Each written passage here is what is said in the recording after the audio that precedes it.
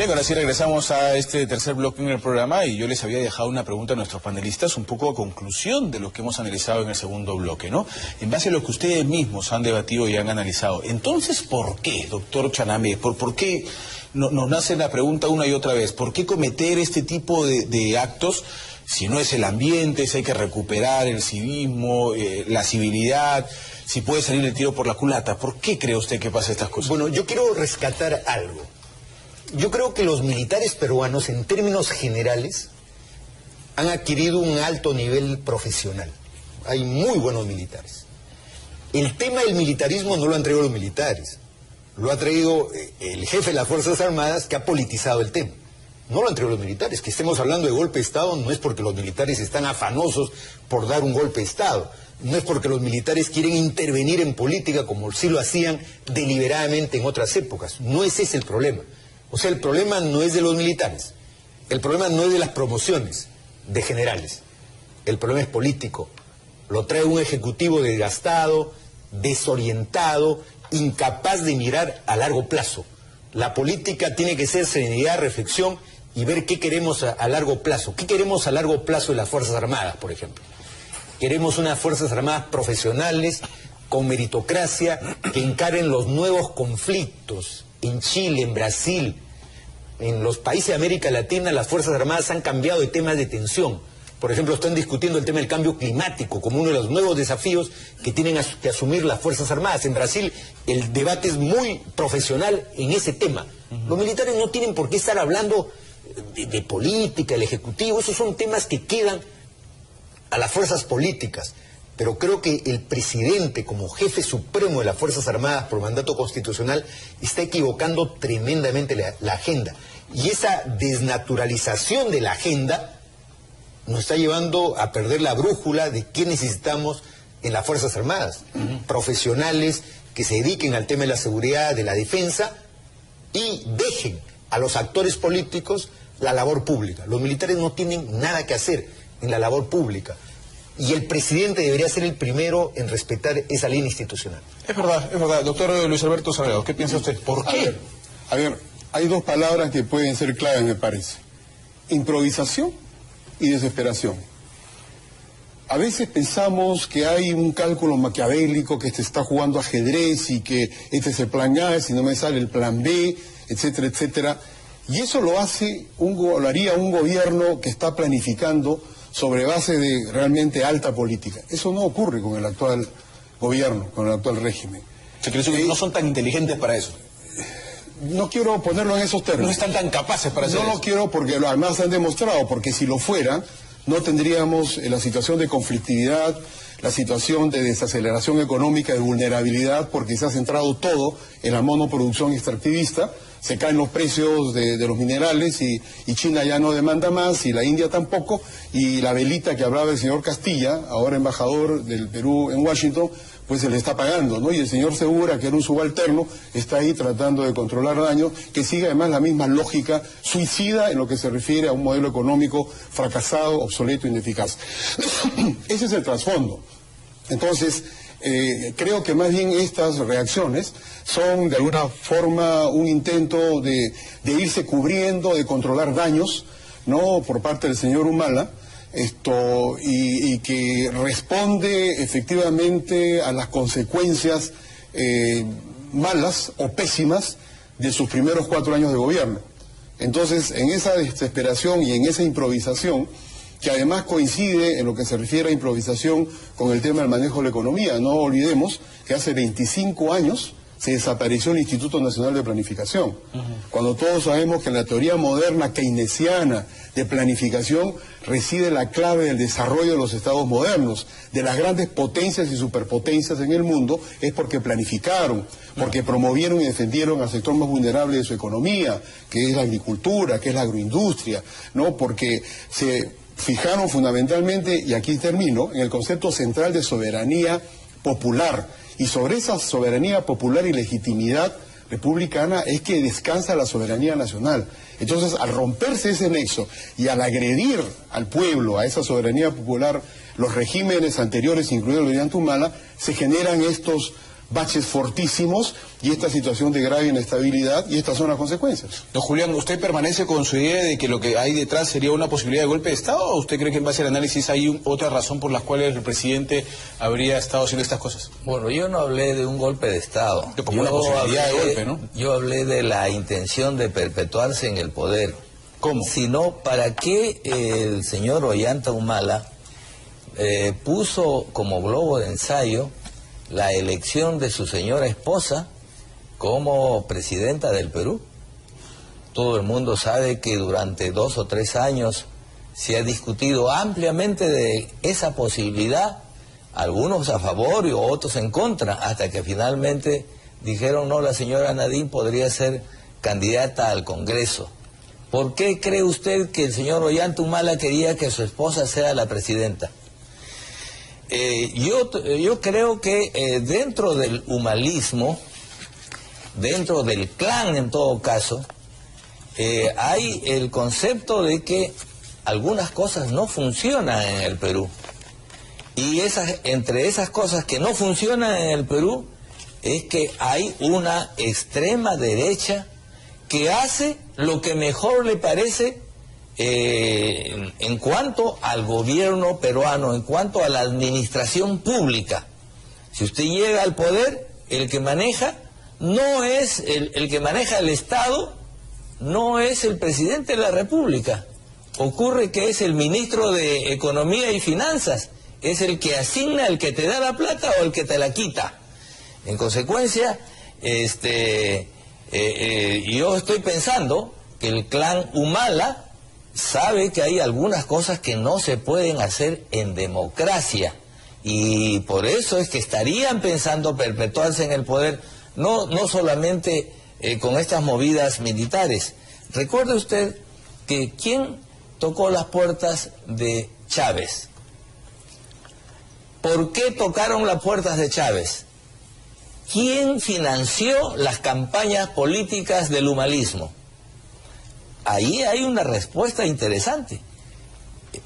Ollanta Humala quería realizar un gobierno como el de Chávez y no se lo dejaron. ¿Y ya no está un poco tarde para eso, don Julián? ¿Cree usted? Bueno, no estará Chávez vivo. No me hablo de Chávez, me refiero, en esto que le queda al gobierno, ¿ya no es un poco tarde para ejecutar un plan de esa naturaleza?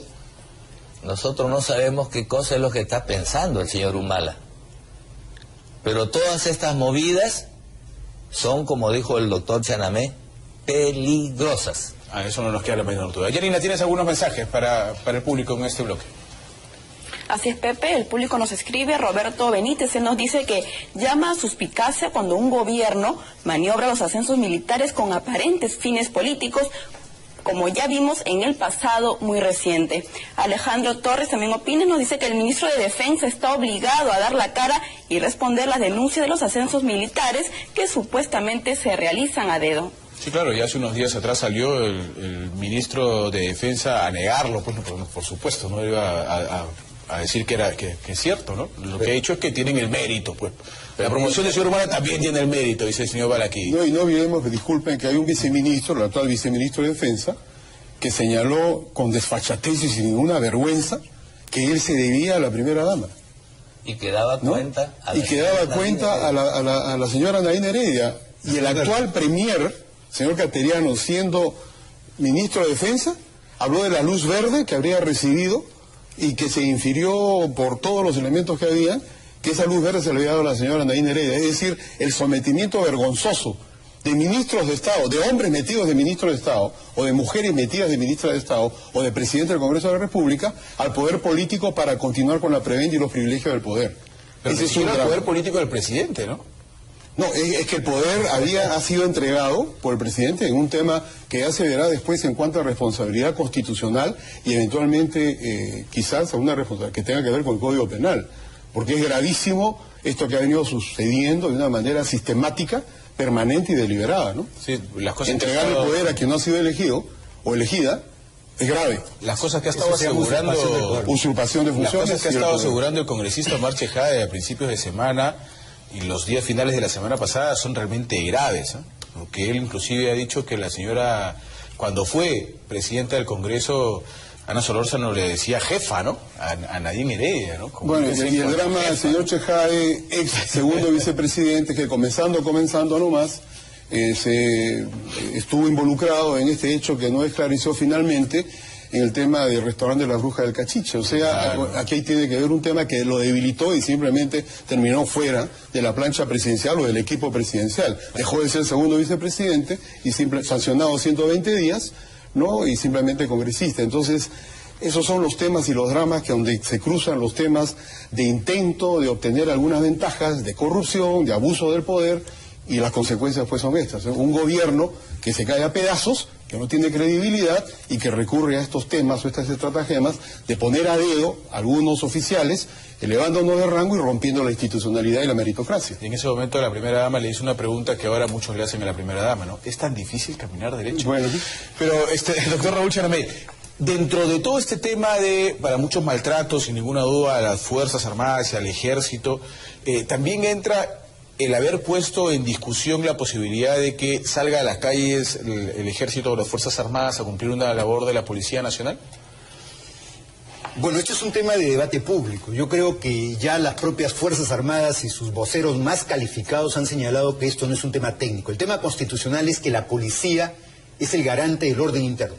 Y la policía tiene esa capacidad. La Constitución ha establecido, tendríamos que modificar la Constitución y vivir permanentemente en estado de excepción para que intervengan las Fuerzas Armadas.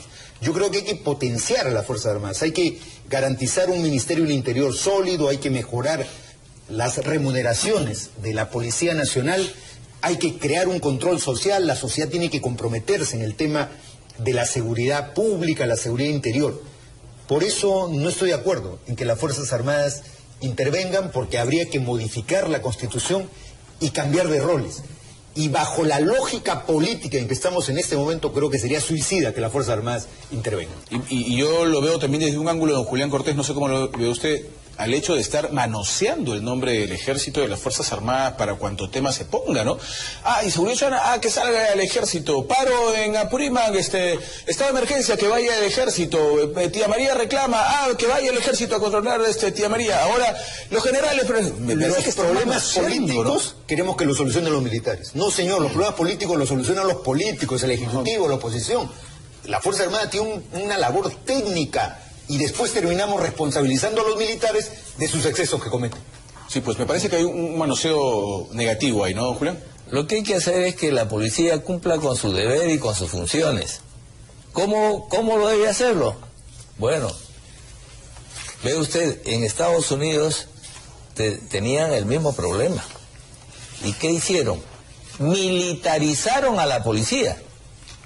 La SWAT, que acá también tenemos un ejemplo, es un grupo de policías muy bien entrenados que tienen casi un concepto militar para enfrentar hechos dramáticos como secuestro de dignatarios o grandes eventos, y participan con una solidez de contundencia policial que resuelven el problema. Entonces lo que queremos aquí en el Perú es que la policía resuelva el problema.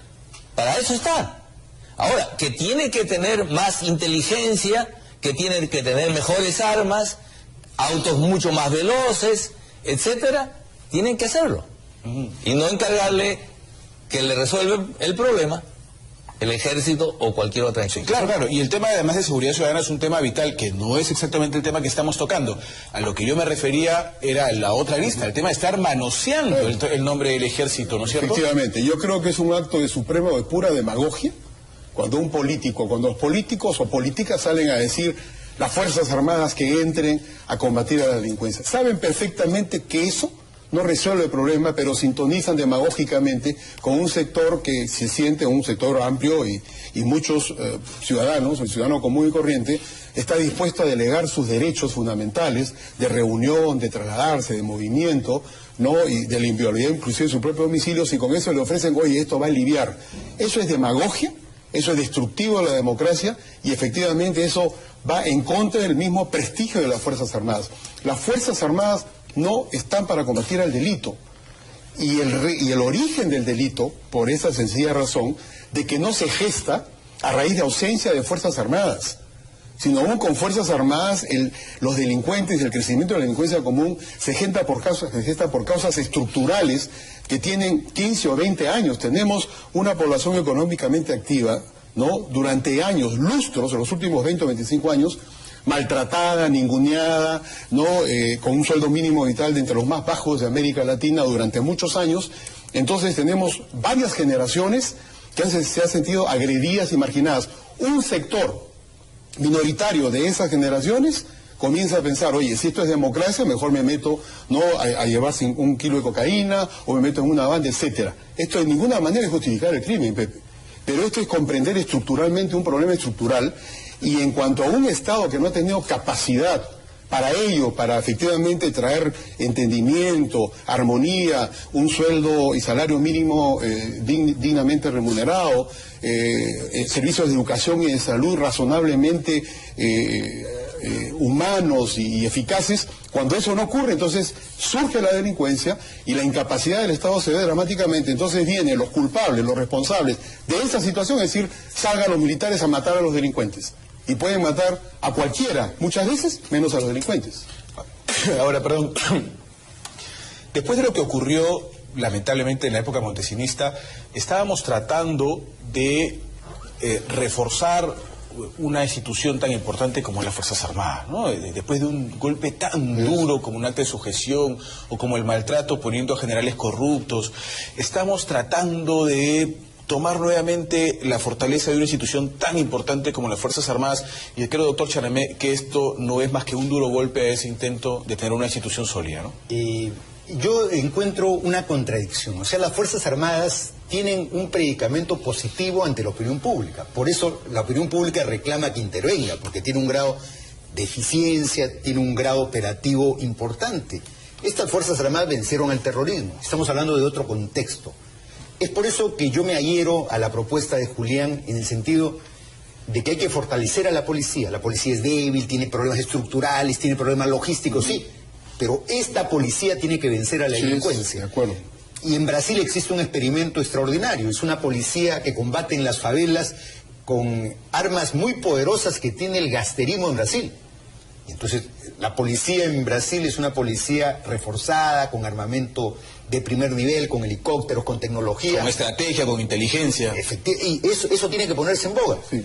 Y con eso se combate eficientemente a la delincuencia en el Brasil, donde la delincuencia es un complejo, ¿no?, muy grande. En el Perú creo que tenemos que reforzar a la policía para cumplir ese papel y dejar que las Fuerzas Armadas se preparen para los conflictos de otro tipo de intensidad que hay el día de hoy. Sí, si me permite, sí, claro. Que yo le agregaría algo central, por supuesto coincidente con el doctor Chanamé y con el doctor Cortés: la participación democrática organizada de las comunidades, ¿no?, de la sociedad en cada distrito. Potenciar eso junto con el serenazgo, la democratización del proceso, a fin de que la misma sociedad, el pueblo, el barrio, las familias organizadamente establezcan contacto con su serenazgo y con la policía bien equipada en un trabajo de inteligencia policial. Yo le agrego Esa es la mejor manera, le agrego una también. cosa a tu propuesta, Luis Alberto. Sí. Acá en el Perú no se conoce quién es tu comisario. Debería conocerse. Por ahí va la El cosa, elemento sí. democrático es que el policía que dirige una comisaría debería ser conocido, de tal manera que su población Así lo es. plebiscite cada año. En Naciones Unidas yo he trabajado en 3 misiones, en las últimas 5 años y medio en Guatemala. Este era uno de los más graves problemas. Y en el análisis que se hacía, en la comprensión con la población y en las propuestas que hacía la misión de Naciones Unidas en Guatemala, era que se internalice y se imbrique la población con su policía, por supuesto limpiando la policía de corrupción, y el alcalde municipal, junto con las autoridades del gobierno nacional, concertando, ¿no?, las medidas para neutralizar, prevenir al crimen organizado y a la delincuencia común. Ese es el camino, Claro. Democratizar con inteligencia el manejo del gobierno local, el gobierno regional y el gobierno nacional. Y dejar a las Fuerzas Armadas cumplir con sus Que funciones. cumplan que el territorio, el espacio aéreo, que bueno, ya sabemos lo que pasa con nuestro espacio aéreo, con nuestro mar, que ya sabemos lo que pasa con nuestro mar. Esa es la función de nuestra Fuerza Por Armada. ejemplo, deberíamos preparar las Fuerzas Armadas para el tema del fenómeno del Niño. Ahí deberíamos tener unidad de acuerdo. La Fuerza Armada debería estar encabezando este tema, que es un tema de la naturaleza. Es un tema muy grave. Y estamos queriendo politizar a la Fuerza Armada y no ponerla en la labor principal que tiene. Acordémonos, en el terremoto de Chile, una de las intervenciones más efectivas ha sido la policía intervenida, pero también la Fuerza Armada. Pero es que como debe ser. Como debe ser, dentro de la ley. Es el pueblo en armas. Pero esas cosas que ustedes nos cuentan ocurre cuando tienes una institución organizada y sólida, no un presidente desesperado. Y lo que estamos haciendo ahora, y por eso era mi pregunta, no sé si comparte la idea Julián o no, lo que se está haciendo ahora es debilitar pues esa institución que debería ser sólida, firme, como ustedes narran que ocurre en otros países, ¿no? Efectivamente, el ejército no debe estar siendo utilizado para ir a cazar a un delincuente o a 20 o a 100. El ejército tiene otra misión, es la defensa del país. El ejército tiene que trabajar en lo suyo. Por ejemplo, las guerras modernas, hoy día el ejército está obligado a conocer, las Fuerzas Armadas están obligadas a conocer dónde hay en este momento una guerra. En Siria. Nuestro ejército tiene que estar observando cómo se desenvuelve esa guerra, cuáles son los armamentos que hay hoy día en boga, cómo es la respuesta de la civilidad a ese tipo de guerras. Entonces, si no, estamos desactualizados. Otro tema que debería estar viendo nuestra Fuerza Armada son los sistemas de comunicaciones, de telecomunicaciones, que están en muy alta, con elevada tecnología. Por ejemplo, los satélites. Ahí coincido con el doctor Chanamé, que dice que es necesario que participe, por ejemplo, en la defensa del país frente a un evento catastrófico que podría ser el fenómeno del Niño. Pero ¿cómo actúa si no está estudiando los fenómenos atmosféricos a través de sistemas tan inteligentes como los satélites? Debería tener la mejor utilidad del satélite francés, ¿no? Así es. Para eso está la Fuerza Armada. La policía está para capturar a los delincuentes. Ahora, tenemos un trabajo también, ya yendo como una especie de conclusión, nos quedan 5 minutos para finalizar. Las Fuerzas Armadas están haciendo un trabajo interesante en la zona del Brain, con un trabajo conjunto por tratarse de un peligro tan grave como el narcotráfico. Algunos le dicen el narcoterrorismo y a otros le llaman el narcotráfico y el rezago del terrorismo.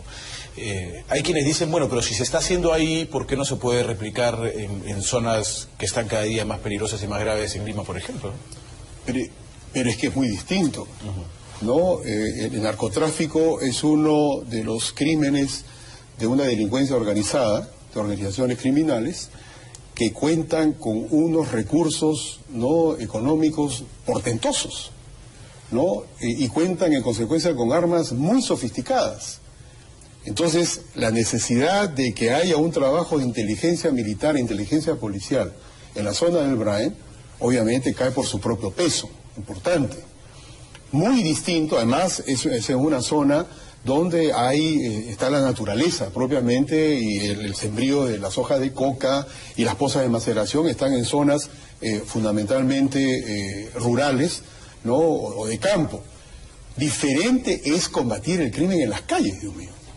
Es decir, la delincuencia común, si sale a patrullar las calles, yo recuerdo de niño en los golpes de Estado, gobiernos militares, los toques de queda famosos. Un día recuerdo que comenzaba el toque de queda a las 6 de la tarde hasta las 6 de la mañana. Y varias personas que yo conocí, simplemente los mataron a 50 o a 30 metros de distancia con balazos en la cabeza, no ejecutados por miembros de nuestra Fuerza Armada. Entonces, por su propio peso cae que las Fuerzas Armadas no están diseñadas ni concebidas, como hoy creo llegado a esta conclusión, para combatir a la delincuencia en las calles, distinta de la delincuencia organizada, del crimen organizado, del narcotráfico internacional, que está instalado en esas zonas del Valle de los Ríos, Apurímac, Marañón, Claro, ¿no? en el Braille tenemos un conflicto, una guerra no convencional, ¿no? Técnicamente es una guerra no convencional, incluso los subversivos usan istalazas, cohetes para combatir a nuestros helicópteros. Eso no ocurre en la ciudad.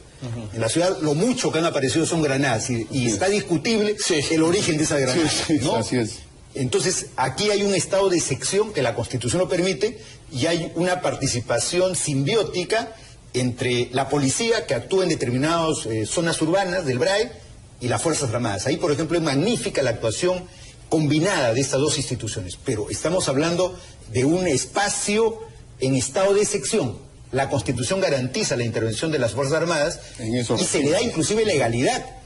Yo he conversado con jefes que actúan y actúan los destacamentos al lado de la Fiscalía. Hay un fiscal de intervención dentro de la ley. Y eso es una excepcionalidad. Pero eso no podemos llevarlo a la ciudad. Es cierto. Me envían un mensaje, y esto para ir ya con el resumen de los tres, por favor, y me dicen algo que me suena hasta lógico, y a ver si ustedes me lo pueden responder o al televidente que me lo envía.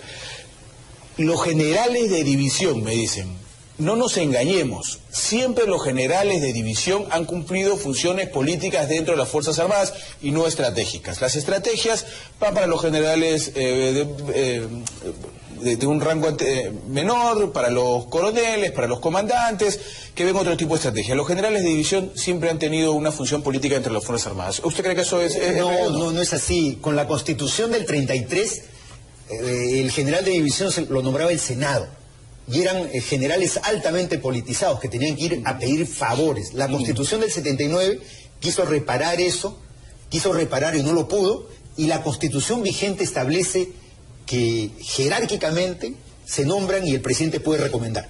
Muy bien. Pero a lo que voy es a lo siguiente, Pepe, si me permites. Un general tiene que ser un cuadro preparado, técnicamente. Tiene que tener la valentía de un Miguel Grau y la inteligencia de un Bolognesi. Yo creo que hay que desterrar esta politiquería que se instauró en décadas pasadas, porque eso hizo mucho daño y estamos pagando las consecuencias de esas omisiones.